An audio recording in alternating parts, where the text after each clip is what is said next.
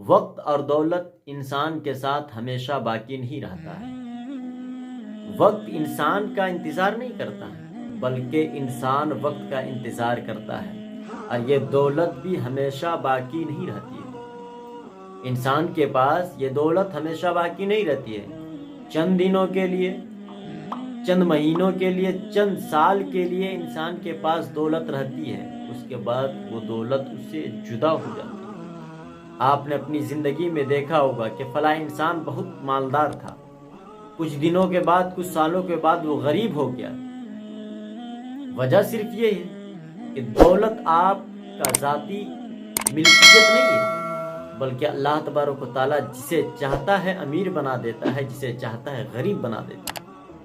اس لیے جب اللہ تبارک و تعالیٰ آپ کو دولت عطا فرمائے، آپ کو دولت جیسی نعمت دے، تو اس دولت کو صحیح راستے میں خرچ کرنے کی کوشش کریں۔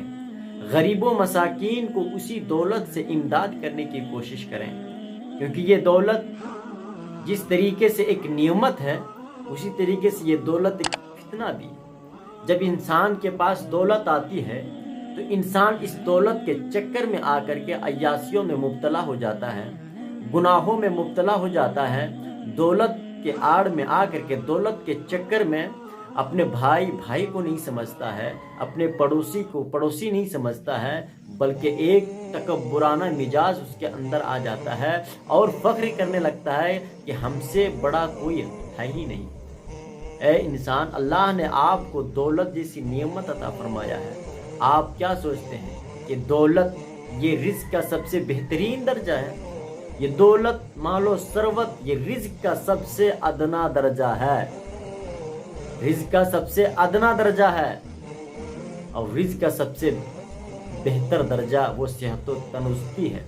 اولاد خدا کی رضا ہے۔ اگر آپ صحت و تندرستی نہیں ہے، آپ صحیح سالم نہیں ہیں، تو آپ کے پاس دولت رہے گی بھی تو کیا کریں گے؟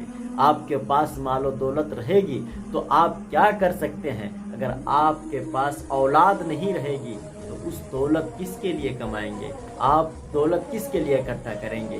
اسی لیے دولت جو ہے رزق کا سب سے ادنا درجہ ہے۔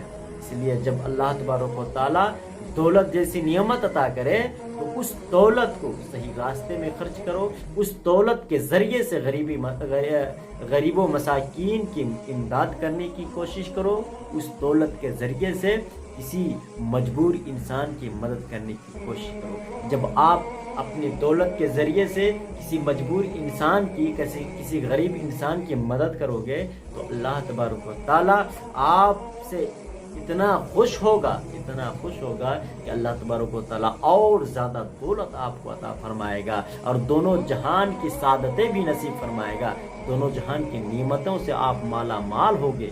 اس لیے جب دولت آپ کو اللہ دے دے تو اس کو صحیح راستے پر خرچ کرنے کی کوشش کرو، اس کو صحیح راستے پر استعمال کرنے کی کوشش کرو۔